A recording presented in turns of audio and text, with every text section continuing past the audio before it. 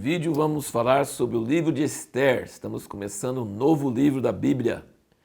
E você precisa sempre lembrar que é importantíssimo você mesmo ler a Bíblia, não depender de comentários de outros, nem meus, nem de outros, mas primeiro você mesmo lê a Bíblia, você mesmo lê o trecho que está nessa tabela, que lê a Bíblia em um ano, 365 dias, e aí, depois de ler, você assistir esses vídeos para encorajá-lo, para interagir com a palavra, interagir com seus pensamentos, suas perguntas, suas dúvidas e suas percepções. E tem aqui também um outro recurso do livro de Esther, é o relacionamento entre a igreja e a obra, conforme visto no livro de Esther. É um livretinho bem curtinho, panfletinho, porque o livro de Esther é curtinho também, mas foi um livreto que eu escrevi há muitos anos, que mostra uma ideia de que a Esther representa a igreja e Mordecai, que era o primo dela, que criou ela, representa os ministérios apostólicos, proféticos, evangelistas, pastores e mestres, e como eles têm papéis diferentes diante de Assuero, o rei, que representa Deus. Então, se quiser entrar mais em detalhes e mais coisas, você pode adquirir esse livreto aqui no site da Revista Impacto. Então vamos lá, capítulos 1, 2 e 3 do livro de Esther, que você deve ter lido na leitura de hoje. E uma coisa muito interessante sobre o livro de Esther é que o nome de Deus não aparece. Eu acho que é o único livro na Bíblia que o nome de Deus não tem nenhuma menção. O nome dele está ausente neste livro. É um livro curto, mas o nome de Deus não se encontra nesse livro. Isso é para mostrar que Deus age na história de uma forma discreta, sutil, atrás dos bastidores. Deus age, Deus está presente quando o povo dele está no cativeiro e subjugado debaixo do rei da Pérsia. Mas Deus está presente, só o nome dele que não aparece. Mas Deus está agindo nesse livro de uma forma maravilhosa. Deus nunca abandona seu povo. A pergunta que nós fizemos no último vídeo é como que Deus cuida do seu povo mesmo quando este está sofrendo o seu juízo. Você vai perceber durante todo o livro de Esther que Deus controla acontecimentos. A partir do primeiro capítulo, você nota que o rei Assuero chamou a rainha e ela não obedeceu, ela não quis vir. E aí ela foi destronada. Então nós podemos perceber que mesmo que não aparece que é Deus nem coisa nenhuma, o rei estava bêbado e tal, e queria mostrar a formosura dela, e ela rejeitou e achou ridícula a ordem dele, e aí todo mundo ficou com medo que todas as famílias no império iam ficar desestabilizadas, porque as mulheres iriam desobedecer seus maridos, desrespeitá-los, e então ela foi tirada, mas nós vemos a mão de Deus atrás disso, porque ele queria que uma judia, por nome Esther, entrasse no lugar da Vasti, essa rainha que foi destronada. Alguns detalhes nesses 3 capítulos. Como que os benjamitas, judeus da tribo de Benjamim, são importantes na história de Israel. É uma das tribos menores, quase foi aniquilado naquela guerra civil que teve no livro de Juízes, aquela história triste que nós lemos no fim do livro de Juízes. Mas eles são de grande importância, quase toda hora que você vê alguém importante, ele vai ser de Benjamim.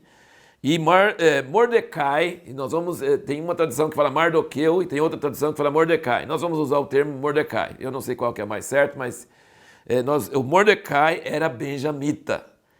E a Esther era prima dele, mas muito mais nova. E não tinha pai nem mãe, então ele cuidou dela e ele criou ela. Eles eram benjamitas. Olha que coisa interessante. E nós notamos que Mordecai criou ela de uma forma tão maravilhosa, tão cuidadosa, que ela obedecia a ele mesmo quando ela tinha sido escolhida rainha. Ela não precisava mais, ela estava por cima, ela estava no palácio, longe dele, mas ela obedecia às ordens dele ao pé da letra. Ele falou para ela não declarar o povo dela para ninguém, não dizer que era judia, e ela não contou para ninguém.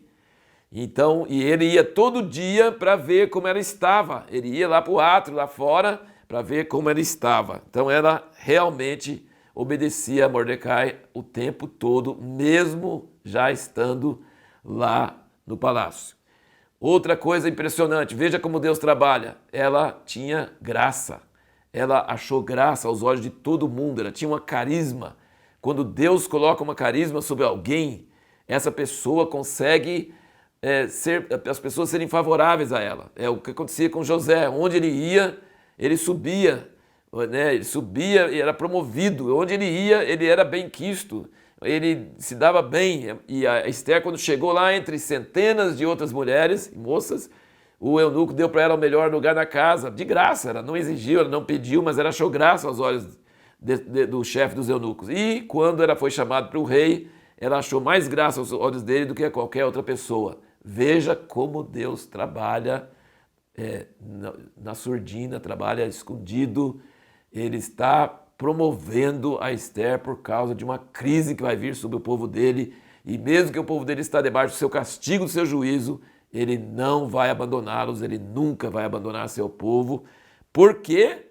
Porque ele tem uma aliança unilateral. Ele jurou para Abraão, quando Abraão ofereceu Isaac, que viesse o que viesse, ele nunca ia abandonar a descendência de Abraão. E depois com Davi, ele jurou também que não ia tirar a graça dele de nenhum descendente dele. No sentido, ia ter vários descendentes que talvez não fossem aprovados, mas iria ter alguém da descendência de Davi sempre que estaria debaixo do cuidado de Deus. Que fosse o que fosse, fizesse o que fizesse, que Deus... Então isso chama aliança unilateral. Significa que o povo pode aprontar, pecar, fazer o que for, mas Deus fez um juramento e quando ele jura, ele vai cuidar para que aquele juramento seja cumprido, aquilo aconteça. Então, mesmo não aparecendo no livro de Esther, nem o nome dele, mas Deus está trabalhando. Ele fez com que a Esther conseguisse graça aos olhos de todos e fosse colocada como rainha de todo aquele imenso império. Isso é só Deus que pode fazer uma coisa dessa. E aí você vê que isso são exemplos de José, Daniel, Esther, eles têm esse exemplo. Agora nós temos exemplo de outras pessoas que não era assim não, hein? Você vê, por exemplo, Jacó, não achava graça aos olhos de ninguém não. Nós vemos Paulo, também não achava graça. Moisés, nossa, uma luta. Então assim, não é todo mundo na Bíblia que tem essa graça de achar favor e subir, e ser promovido e todo mundo gostar. Não, nós temos heróis da Bíblia que têm essa graça e nós temos heróis da Bíblia que não têm essa graça. Então é importante entender isso. Mas Deus tem estratégia. Quando ele dá uma certa graça para alguém, como ele deu para Esther, é porque ele tem uma estratégia. Ele quer colocar ela num lugar chave, num lugar estratégico. E, finalmente, nesse texto que nós lemos aqui, nós vemos que Mordecai não se dobrou diante de Amã, que era um príncipe, por algumas bíblias judaicas dizem que ele era amalequita, daquele povo que Saul devia ter aniquilado. E Mordecai é descendente de Saul, da mesma tribo de Benjamim. E Saul não exterminou, mas ainda tem um amalequita que é inimigo do povo judeu. E Mordecai não se dobrava diante dele. E aí, isso fez Amã ficar furioso. Quem é esse cara que não se dobra diante de mim? E aí ele descobriu que Mordecai era judeu. E ele falou assim, não vou acabar só com Mordecai, vou acabar com todo o povo dele.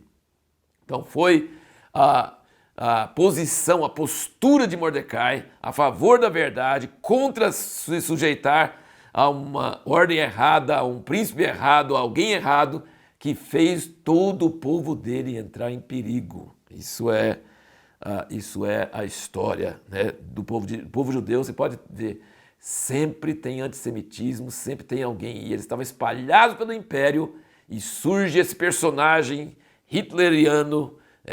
Antes do Hitler tinha Amã, que queria exterminar a raça judia debaixo do céu. Ele queria não ter mais nenhum judeu.